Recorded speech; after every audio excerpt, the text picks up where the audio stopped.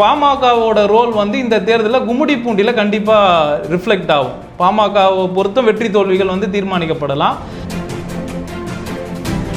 ஆனால் தாவேகா இப்போ புதிய கட்சி ஒன்று வந்திருக்குது. அவங்க மேலே நிறைய குற்றச்சாட்டுகள் இருக்கும், மக்கள் ஆதரவும் இருக்கிற மாதிரி ஒரு பிம்பங்கள் இருக்குது. அது நம்ம தேர்தல் முடிவில் தான் நம்ம அதை கரெக்டாக நம்ம என்னன்னு கணிக்க முடியும். ஏன்னா தாவேகா தனித்து நிற்கிறது திமுகவுக்கு எந்த அளவுக்கு பாதிப்போ அதை விட அதிமுகவுக்கு மிகப்பெரிய பாதிப்பாக இருக்கிறதுக்கான கள ஆய்வுகள் சொல்லுது. அரசியல் வாசகர்களுக்கு வணக்கம். நாங்கள் இப்போ என்ன பண்ணியிருக்கிறோம் அப்படின்னா, ஒரு புதுவிதமான ஒரு நிகழ்ச்சியை கொண்டு வரலாம் அப்படின்னு சொல்லிட்டு, தேர்தல் அரசியல் 2026 ஒரு பார்வை அப்படின்னு சொல்லிட்டு ஒரு சின்ன ஆய்வுகளில் எடுத்துகிட்டு அதை பற்றி கொடுக்கலாம் அப்படிங்கிறதுக்காக இன்றைக்கி எடுத்துருக்குறோம். அந்த ஆய்வில் என்ன அப்படின்னா, ஒரு தேர்தல் அரசியல், அதாவது 2026 ஒரு கட்சியும் என்ன நிலைப்பாடு உற்பத்திக்கு எடுத்திருக்கிறாங்க, உற்பத்திக்கு எடுத்த கூட்டணி எந்த பலம் பலவீனம் என்ன அப்படிங்கிறதையும் நாங்கள் உங்களோட ஷேர் பண்ணிக்கலான் இருக்கிறேன். என்னோட கூட வந்து திரு சத்யா அவர்கள் வந்து அரசியல் பார்வை மற்றும் அரசியலில் நடக்கிற நிகழ்வுகள், நடக்க இருக்கிற நிகழ்வுகள், இது எல்லாத்தையும் உங்களோட இன்றைக்கி நாங்கள் ஷேர் பண்ணிக்கிறோம். சரி, முதல்ல நாங்கள் எடுக்கிற தொகுதி எது அப்படின்னு கேட்டிங்கன்னா, ஸோ ஆவரிசையில் இருக்கிற தொகுதி மாதிரி கும்மிடிப்பூண்டி தொகுதி தான் முதல் நம்பர் உள்ள தொகுதி. அந்த தொகுதியில் வெற்றி வாய்ப்புகள், கூட்டணி நிலவரங்கள், ஸோ இது எப்படியெல்லாம் இருக்குது அப்படிங்கிறத இன்றைக்கி உங்களோட பகிர்ந்துக்கிறோம். திரு சத்யா அவர்கள் இப்போ வந்து அதுக்கான ஸ்டாட்டிஸ்டிக்ஸ் எப்படியெல்லாம் இருக்குது அப்படிங்கிறத சொல்லுவார். நேயர்கள் அனைவருக்கும் வணக்கம். கடந்த தேர்தலில் கும்மிடிப்பூண்டி தொகுதியில் பார்த்தீங்கன்னா திமுக முதலாம் இடத்துல வெற்றி பெற்றிருக்கு. திரு டிஜி கோவிந்தராஜன் அவர்கள் பார்த்தீங்கன்னா 1,26,452 வாக்குகள், கிட்டத்தட்ட 57.4% வாக்குகள் பெற்று வெற்றி பெற்றிருக்கிறாரு. இரண்டாம் இடத்துல பார்த்தீங்கன்னா பிஎம்கே நின்று இருக்கு. பிஎம்கேல பார்த்தீங்கன்னா பிஎம்கே வந்து கூட்டணியாக தான் நின்று இருக்கு. அதிமுக கூட கூட்டணியில் இருந்தாங்க கடந்த தேர்தலில். அவங்க பார்த்தீங்கன்னா திரு எம் பிரகாஷ் அவர்கள் 75,514 வாக்குகள், கிட்டத்தட்ட 34.28% வாக்குகள் வாங்கியிருக்காங்க. மூணாவது இடத்துல நாம் தமிழர் கடந்த தேர்தலில் அவங்க அந்த இடத்துல மூணாவது இடத்தை பெற்றிருக்காங்க. உஷா அவர்கள் 11,701 வாக்குகள் பெற்று 5.31% வாக்குகள் வாங்கியிருக்காங்க. இதில் வாக்கு வித்தியாசம் பார்த்தீங்கன்னா கிட்டத்தட்ட 50,938 வாக்கு வித்தியாசத்தில் வந்து திமுக ஜெயிச்சிருக்கு. இது வந்து மிகப்பெரிய வாக்கு வித்தியாசம்.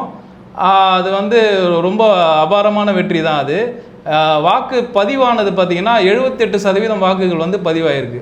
இது இந்த கடந்த தேர்தலுக்கான நிலவரம். இதற்கு முன்னாடி நம்ம வந்து அதிமுகவில் பார்த்தீங்கன்னா இந்த தொகுதியில் வந்து அதிமுக தான் தொடர்ந்து கைப்பற்றி இருக்கு. கடந்த தேர்தலில் கடந்த தேர்தலுக்கு முந்தைய தேர்தல் 2016 அதிமுக வெற்றி பெற்றிருக்கு. வாக்கு வித்தியாசம் பார்த்தீங்கன்னா 23,395. அதுக்கு முந்தைய தேர்தல் 2011 பார்த்தீங்கன்னா டிஎம்டிகே, தேசிய முற்போக்கு திராவிட கழகம், அது வந்து அதிமுகவோட கூட்டணி இருந்தது அந்த தேர்தலில். அப்போ அவங்க தான் வென்றிருக்காங்க. அதிமுகவோட சப்போர்ட் அந்த தொகுதியில் அதிகமாக இருக்குதுன்னே பார்க்கலாம். இந்த களத்தில் நம்ம முக்கியமாக இன்னொன்று பார்க்க வேண்டிய விஷயம் என்னென்னா, கடந்த தேர்தலில் பாமக அதிமுக கூட்டணியில் இருந்தது.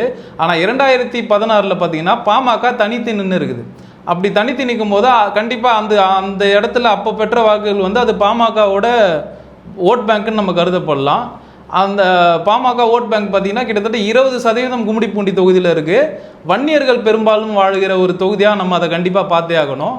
அப்படி பார்க்கும்போது பாமகவோட ரோல் வந்து இந்த தேர்தலில் கும்மிடிப்பூண்டியில் கண்டிப்பாக ரிஃப்ளெக்ட் ஆகும். பாமகவை பொறுத்தும் வெற்றி தோல்விகள் வந்து தீர்மானிக்கப்படலாம். கள ஆய்வுப்படி பார்த்தீங்கன்னா நம்ம ஒரு 3 கூட்டணியை வந்து நம்ம இப்படி வரத்துக்கு வாய்ப்பு இருக்குதுன்னு நம்ம பார்க்கலாம். முதல் கூட்டணி பார்த்தீங்கன்னா திமுகவோட கூட்டணி கட்சி, திமுகவோட கூட்டணி கட்சிகள். அதில் எந்த மாற்றமும் வரத்துக்கு இப்போவும் எதுவும் நம்மளுக்கு தெரிகிற மாதிரி இல்லைன்னா, அதில் இருக்கிற முக்கியமான கட்சிகள் பார்த்தீங்கன்னா திமுக, விசிகா, காங்கிரஸ், இந்த மதிமுக மற்ற இதர கட்சிகள் இருந்தால் கூட இந்த 3 கட்சிகள் வந்து பிரதான கட்சிகளாக பார்க்குறோம். திமுக, விசிகா, காங்கிரஸ். ஏன்னா இது பெரிய கட்சிகள். இந்த கட்சிகள் மாறி இருக்கும்போது வெற்றி தோல்வி வாய்ப்புகள் வந்து மாறத்துக்கான வாய்ப்பும் இருக்குது. அதனால் நம்ம இதை கருத்தில் கொண்டு திமுக கூட்டணியில் எந்த மாற்றமும் இல்லை. ஆனால் தாவேகா இப்போ புதிய கட்சி ஒன்று வந்திருக்குது. அவங்க மேலே நிறைய குற்றச்சாட்டுகள் இருக்கும், மக்கள் ஆதரவும் இருக்கிற மாதிரி ஒரு பிம்பங்கள் இருக்குது. அது நம்ம தேர்தல் முடிவில் தான் நம்ம அதை கரெக்டாக நம்ம என்னன்னு கணிக்க முடியும். ஆனால் இப்போ இருக்கிற கள நிர்வாகத்தில் அவங்களுக்கு ஒரு ஓட் பேங்க் இருக்குன்றதுல எந்த ஒரு மாற்று கருத்தும் இல்லை. ஆனால் அதோட கரெக்டான வேல்யூ வந்து நம்மளுக்கு இப்போ தெரியாது. தேர்தல் முடிவில் தான் நம்மளுக்கு தெரியும். அப்படி பார்க்கும்போது திமுக ஒரு கூட்டணியும், தாவேகா தலைமையில் ஒரு கூட்டணியும், அதிமுக தலைமையில் ஒரு கூட்டணியும், நான்காவதாக எப்பொழுதும் நாம் தமிழர் சீமான் அவர் ஒரு 4 முனை போட்டியாக நம்ம பார்க்கும்போது இந்த சூழலில் கண்டிப்பாக வெற்றி வாய்ப்பு பார்த்தீங்கன்னா திமுகவுக்கு கிடைக்கும். அடுத்த கூட்டணி பார்த்தீங்கன்னா இந்த தாவேகா அதிமுகவோட இணைந்து ஆளும் கட்சியை வீழ்த்துற கூட்டணியில் இருந்துன்னா கண்டிப்பாக அதிமுக கூட்டணி வெல்றதுக்கான வாய்ப்புகள் அதிகமாக இருக்குது. இது 2 தான் பாசிபிலிட்டி. இந்த தொகுதியில் வந்து பார்த்தீங்கன்னா தாவேகாவும் பாமகவும் வெற்றி தோல்விகளை தீர்மானிக்கும் இடத்தில் இருப்பார்கள். ஆளும் கட்சியை வீழ்த்துறதுக்கு பெரும்பாலும் அதிமுக தாவேகாவுடன் கைகோர்ப்பது சாதகமாக அமையன்றது தான் கள ஆய்வும் கடந்த தேர்தல் முடிவுகளும் நம்மளுக்கு தெளிவாக சொல்லுது. எலெக்ஷன் நேரத்தில் கூட்டணிகள் மாறலாம், வேட்பாளர்களை பொறுத்தும் இந்த கருத்து கணிப்பு மாறலாம். நம்ம அப்பவும் ஒரு கருத்து கணிப்பு வந்து ஒரு தெளிவான கருத்து கணிப்பு இருக்கும். இது முந்தைய கருத்து கணிப்பு. நீங்கள் சொன்ன விவரங்கள் நல்லா புரிஞ்சுது. ஆனால் இது வந்து ஒரு மும்முனை போராட்டமாகவும் ஒரு 4 முனை போராட்டமாகவும் நம்ம பார்க்குறோம். ஒருவேளை ஒரு கடைசி நேர நிகழ்வுகள்னால திமுக கூட்டணி அது அப்படியே இருக்கிற கூட்டணினா தான் அது ஒன்றும் உடையிறதுக்கான வாய்ப்புகள் இல்லை. நாம் தமிழர் சீமான் அவர்கள் தனியாக நிற்கிறேன் அப்படின்னு சொல்லிட்டாரு. அவரும் தன்னோட நிலையை இப்போவே அறிவிச்சிட்டாரு.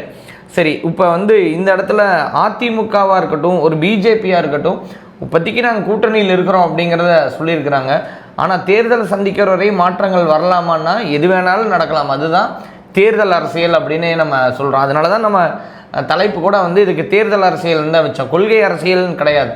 அதனால் தேர்தல் அரசியல் அப்படிங்கிறது இப்போ ஒருவேளை ஒரு நிகழ்வு மாறி இப்போ ஏடிஎம்கேவும் தாவேகாவும் கூட்டணி நிற்கிறாங்களோ அப்படின்னு தனியாகவோ, இல்லை பிஜேபியும் பாமகவும் நாங்கள் ஒரு கூட்டணியாக நிற்கிறோம் அப்படின்னு நின்று டிஎம்டிகே இதில் இவங்க சைட்லேயோ இல்லை இவங்க சைட்லேயோ நின்னா, ஸோ ஆல்ரெடி இங்கே டிஎம்டிகே வேறு வென்ற ஒரு இடமாகவும் இருக்குது. அப்போ அவங்களுக்கும் ஒரு சாராரான வாக்குகள் கண்டிப்பாக செல்வதற்கான வாய்ப்பு இருக்குது. அப்படி பார்க்கும்போது ஒரு 4-5 முனை போராட்டமாக மாறுது அப்படின்னா கூட எந்த கட்சி வேணாலும் ஜெயிக்கலாம் அப்படிங்கிற ஒரு சூழல் தான் இருக்குது. அப்போ கேண்டிடேட் அப்படிங்கிறதெல்லாம் இன்னைக்கு ரேஞ்சுக்கு என்ன ஆயிடுச்சு அப்படின்னா, இந்த இளம் ஓட்டாளர்கள் வந்ததுக்கப்புறம், வாக்காளர்கள் வந்ததுக்கப்புறம் இதெல்லாம் மாறுபட்டு போயிடுச்சு அப்படின்னு தான் நம்ம பார்க்குறோம். ஏன்னா இந்த தொகுதியிலேயே வெறும் 2011 வெற்றி அப்படின்னு பார்க்கும்போது வெறும் 250 ஓட்டு வித்தியாசத்தில் தான் அந்த வெற்றி அந்த இடத்துல மாறி இருக்குது. ஸோ அப்போ அந்த மாதிரி ஒரு நிகழ்வுகள் மாறுறதுக்கான வாய்ப்புகள் இருக்குது. ஸோ இதை பார்த்துக்கிட்டு இருக்கிற உங்களுக்கு எந்த மாதிரி கூட்டணி அமைஞ்சால் நல்லா இருக்கும், சரி இந்த மாதிரி கூட்டணிக்கு நான் ஆதரவு தருவேன், ஸோ இங்கே இந்த வெற்றி வாய்ப்பு தான் இருக்குது அப்படின்னு நீங்கள் தாராளமாக நீங்கள் எங்களுக்கு கமெண்ட்டில் சொல்லலாம். ஸோ அந்த கமெண்ட் நல்லா இருந்துச்சு அப்படின்னா அடுத்த தடவை அதுக்கேற்ற இடத்தையும் நாங்கள் எடுத்து பேசுகிறதுக்கு தயாராக இருக்கோம். சரி, உங்கள் தொகுதி, என்னோடய தொகுதி வந்து கோவையில் இருக்குது, என்னோடய தொகுதி திருவண்ணாமலையில் இருக்குது, என்னோடய தொகுதி வந்து இங்கே வேலூரில் இருக்குது அப்படின்னா அந்த தொகுதியும் நீங்கள் தாராளமாக எங்களுக்கு பதிவு செய்யுங்க. அதையும் கூடி விரைவில் உங்களுக்கு வீடியோவாக கொடுக்கறக்கு நாங்கள் தயாராக இருக்கிறோம். நீங்கள் இந்த மாதிரி அரசியல் நிகழ்வுகளை தெரிஞ்சுக்கணும் அப்படின்னா தாராளமாக எங்கள் சேனலை ஃபஸ்ட்டு சப்ஸ்கிரைப் பண்ணிக்கோங்க. தொடர்ந்து நாங்கள் இந்த மாதிரி அறிவுள்ள விஷயங்களை கொடுத்துக்கிட்டே இருக்கிறோம். இது உங்களுக்கு அரசியல் தெளிவும் ஒரு நல்ல ஞானமும் கிடைக்கிறதுக்கு வாய்ப்புகளாக இருக்கும். நன்றி.